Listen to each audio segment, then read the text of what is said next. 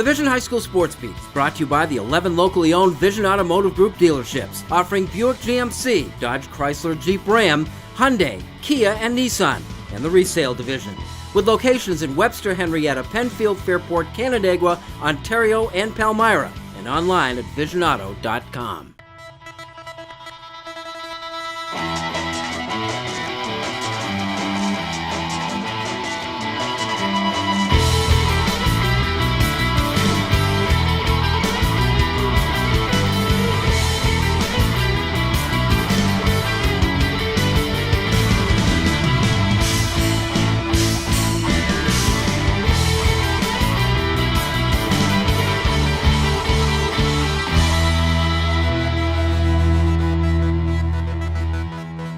Hello, everyone, and thanks for joining us for the Vision High School Sports Beat.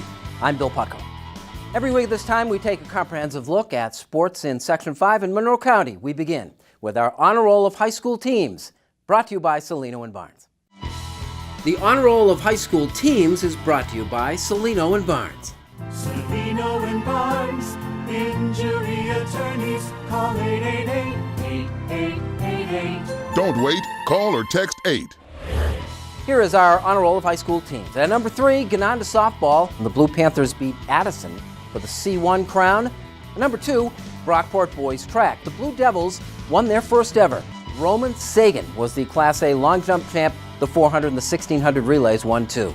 And at number 1, Canandaigua Baseball and Boys Lacrosse. The baseball team claimed the A1 title. Mike Scully had 3 hits. And Canandaigua was in the Class B Boys Lacrosse Final after knocking off top-seeded and undefeated Churchville in the semis. Devin Andrews scored 5 goals in that game. Which brings us to our Coriglio's Pizza Team of the Week. The Coriglio's Pizza Team of the Week is brought to you by our friends at Coriglio's Pizza, with 5 convenient locations throughout Rochester. Coriglio's Pizza, a proud supporter of high school athletics. Webster Schrader is a hotbed for tennis. A sectional finalist for team honors this year, thanks in part to Matt Gamble, who is leaving quite the legacy.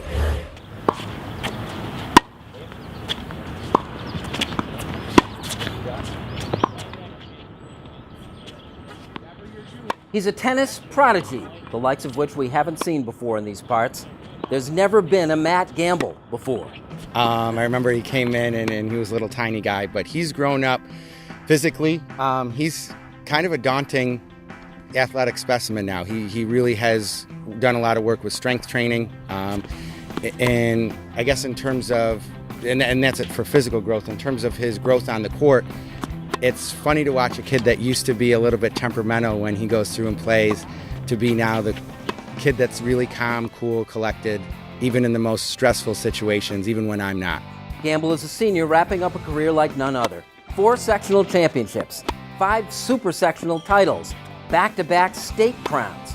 He currently owns a 130-match win streak. Do those wins do you much good? I mean, are there things that you can grab from all of those that make you a better player? I mean, if you want to work on stuff for sure, then every match you can just work on doing something a little bit better. So that's, just what I've been trying to do every high school match. Prodigies, the likes of Gamble, as often as not, abandon high school athletics for a more full-time pursuit of a professional career. Gamble could have, but didn't.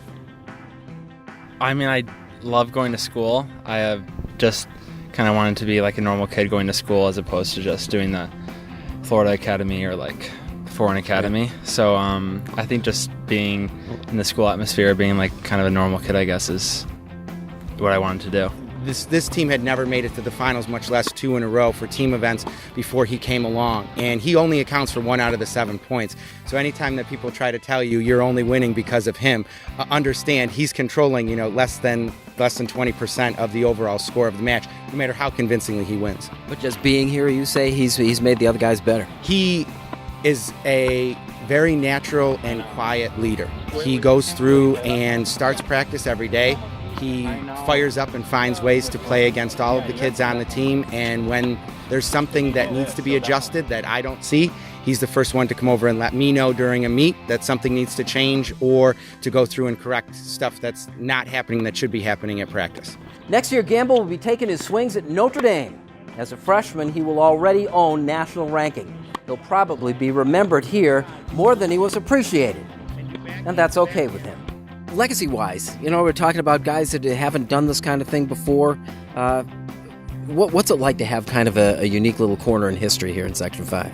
It's super, super cool. Obviously in 7th grade, I didn't think that I would be like as a senior and having this opportunity to do this kind of stuff. But I love it. It's awesome. When we return, it's tough to pick any one particular golfer to spotlight, but we did. And Kim Burnson joins us with our Wegmans Making the Grade nominee when the Vision High School Sports Beat continues.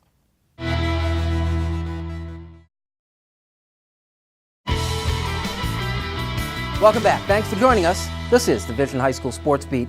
I'm Bill Pucko. Time now for our Honor Roll of High School Athletes, brought to you by the Injury-Free Coalition for Kids. Driving's a lot like the game of baseball. It's the one who gets home safely that counts. Please remember to always wear your seatbelt and to focus only on driving when behind the wheel of a car. This message courtesy of the Allstate Foundation and Injury-Free Coalition for Kids Smart Teen Driving Program. Here's our Honor Roll of High School Athletes. At number 3, the Kuykendall sisters, who led the Spencerport girls lacrosse team. Emily and Erin combined for 3 goals and 5 assists in the Rangers' semifinal win over Webster Thomas. And number 2, Taryn Welch. Taryn hit a home run and pitched the Vikings to a victory over Brighton in the Section 5 Class A Finals. And at number 1, Pablo Garcia, who pitched the East High baseball team into the history books as the first city school to play for a sectional baseball title in the finals since 1980. Pablo tossed a 4-hit shutout against Penfield in the semifinals. East lost to Schrader in the title game to finish 20-3. And now the Parisi Speed School presents our Athlete of the Week. Parisi Speed School wants you to be prepared for your next season. Visit ParisiRochester.com or you can call 585-381-3278 for a free evaluation. Parisi Rochester, train to win. There was no dominant golfer in Section 5 this year. In fact, Super Sectional medalist honors went to players from Attica and Kendall. McQuaid won the Class A sectionals behind Colin Dubnick. But the most consistently great player over the links this year was Victor's Kristen Chapman.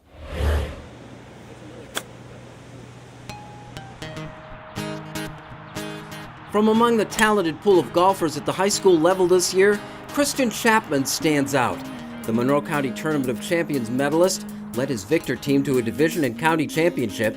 He co-medaled at sectionals and finished 4th in the super sectionals. Chapman is one of 9 playing in the state golf tournament. A lot of the guys in Section 5 are as good as it gets. There's a couple Division I commits, kids who are probably going to be in the future, and it's just such a bright future around us too. And so, everyone's getting better and better, and the best I can do is just to match that. Still just a junior, Chapman is already a 5-year varsity player. I met him as a 6th grader, and my JV coach actually had heard about him and brought his name to my attention. And I met Christian actually. He was playing right behind one of our practices out here. Watched him hit a couple shots on hole number 1, and I knew that, if he was probably going to contend for a varsity spot in 7th grade, and that he might leapfrog the JV program completely, and he did. Here in Victor, they take an unorthodox approach to the mental aspect of the game. It's not so much about blocking things out as it is letting things in. I think a lot of times we lose sight of just how fortunate we are to even be playing on a golf course every day as high school golfers. The perspective that we lose in life sometimes of really the bigger picture. We're not always perfect, but our guys, especially because we've had a couple recent tragedies in Victor, I think they get that perspective a little bit more than some other people sometimes. Tyler Hutt was a 17-year-old football player and golfer at Victor High School when he died unexpectedly 2 years ago. Hutt still serves as inspiration here. Is the idea of actually thinking, God, I'm lucky to be out here and this is great, that helps you post a better score? Yeah, it's not really about everything around me. I can't control what goes around, and the best I can do is just help the people around me. And so if I keep things in perspective, like Tyler Hutt, who's a good golfer and just part of the Victor community, if I think about him and would he want me acting like this, I tell myself no. So I just got to bounce back and keep the birdies going for him. Perspective, along with an outstanding short game, has helped Chapman to the head of this year's golf class. There's a lot of players in Section 5 that you play with that one bad hole and they're going to go from shooting a 38 to a 45. And so I know that in order to be the best player I can and get to that next level, I have to keep it within myself. And if I let anything go, you don't want the snowball effect to happen, throw away rounds that you could have easily saved.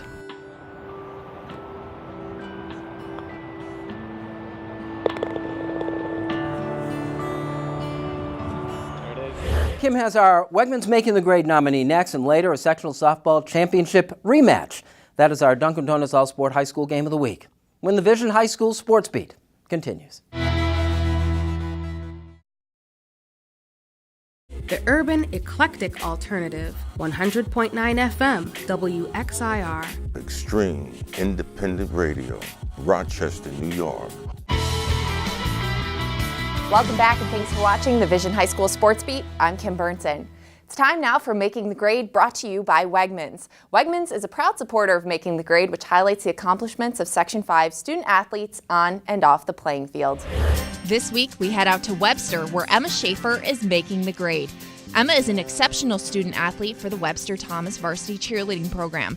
As a senior and leader on the team, she plays a crucial role in encouraging and promoting teamwork amongst her peers. Whether it's on the mats or in the classroom, Emma proves that hard work and determination are the best ways to lead her team. She's an NHS member and involved in multiple after-school activities, including Rotary Club, where she maintains a set number of volunteer hours each week. She also combines cheerleading with giving back through her volunteer work with programs like Cheer for Charity and Battle of the Mats, two Webster Thomas-sponsored cheerleading tournaments that benefited teens living with cancer, and Miracle Field. Emma has achieved a 95.1 GPA, holds a part-time job, and cheers 5 to 6 days a week on top of a busy schedule. Nominated by her varsity cheer coach, this week we honor Webster Thomas's Emma Schaefer for making the grade. If you have a student in mind for our Making the Grade segment, we want your nominations. You can send them in to info@classywolf.com. Now here's Bill with the Sylvan Learning Section 5 calendar. Our Section 5 calendar is brought to you by Sylvan Learning, delivering results in reading, math, writing, study skills, SAT and ACT prep, and more. 4 area locations. Call 385-9480. Here's what's happening this week on our Sylvan Learning Section 5 calendar. In the last week of the season, in fact, last week of the year. Final round of the Boys State Golf Championships is Monday at Cornell. Boys Lacrosse State semifinals are at Cicero North Wednesday. The championship games are slated for Saturday at Middletown. Girls Lacrosse State finals are at Cortland Friday and Saturday. And the track and field state championship games take place Friday and Saturday at Cicero North. That's our Sylvan Learning Section 5 calendar for the week ahead. It's Victor and Webster Schrader in the softball finals. Again, our Dunkin' Donuts All-Sport High School Game of the Week is next when the Vision High School Sports Beat continues.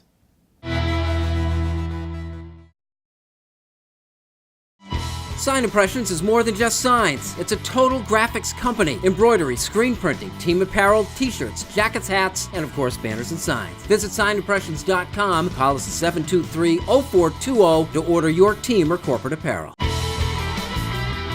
Welcome back, and thanks for joining us. This is the Vision High School Sports Beat. I'm Bill Pucko. It is time now for our Dunkin' Donuts All-Sport High School Game of the Week.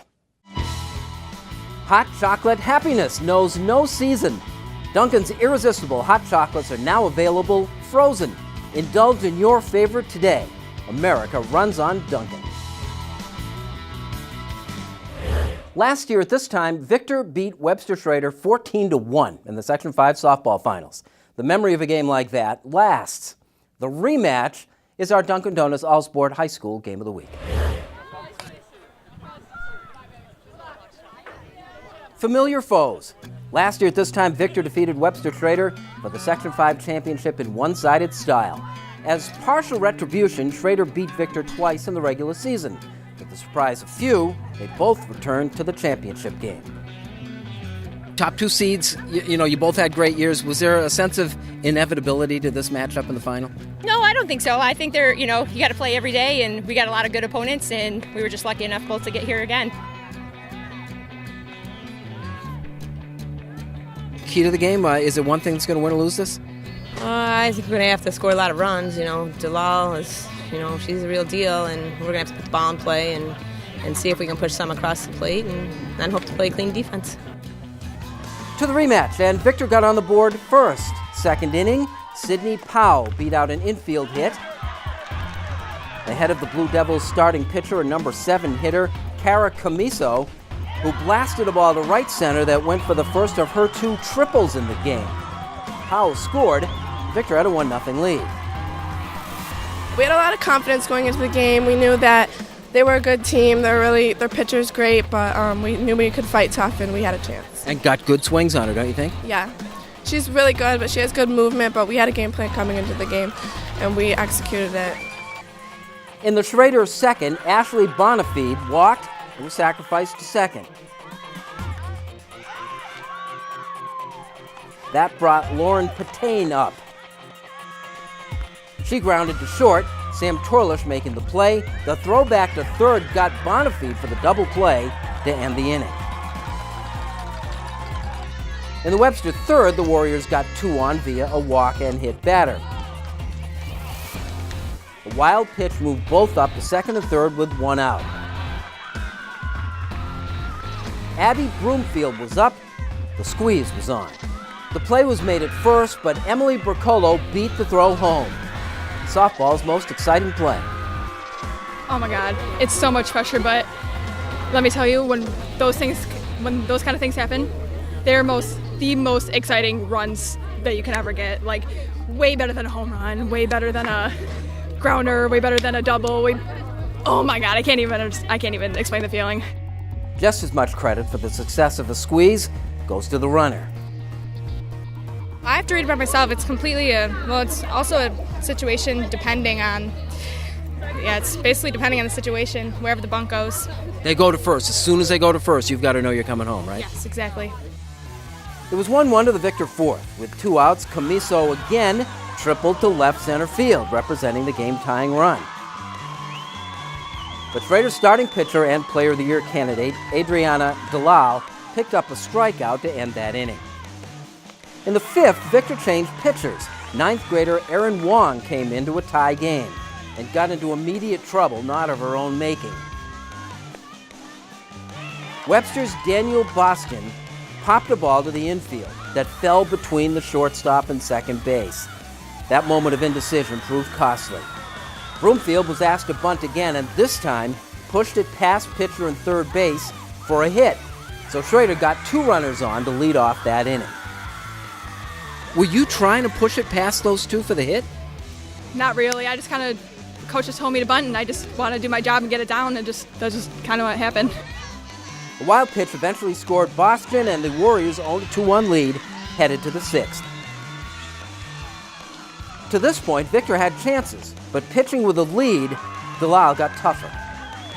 The extra run we got really helped me field a bigger zone, so I didn't have to be as tight to the plate, because we didn't have to, every out didn't count as much as it needed to, And it really just made me feel more confident, because I know if they did score a run, we could be in it still. The last Victor batter in the 6th was Sarah Simmons, who gave it a ride deep to center. It was caught by Boston. Schrader carried a 2-1 lead to the 7th. Last call for Victor's title defense. The Blue Devils did not go quietly. Sydney Powell led off with a single, the tying run. 2 batters later, Alexa Ritchie with a hit to right field, but Schrader outfielder Sierra Hall threw behind the runner and got Powell out at second for the second out of the final inning. Dalal took care of the final batter herself, her 7th strikeout of the game, 4 over the last 2 innings with the game on the line. 2-1 was the final. The Kutztown University-bound senior was the tournament MVP. Last year we didn't really come to play, but this year we really cut the nerves, and we really knew that we were in it to win it. So we really tried to just come and play our game and not think that there's a huge title on the line.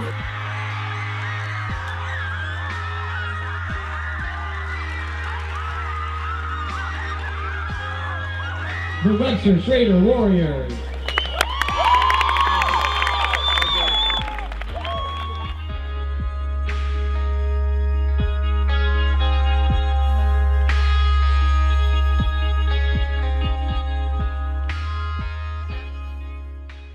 We'd like to add a sports beat congratulations to Fritz Killian, the soon-to-be former Brighton athletic director who was hired as the new Fairport AD.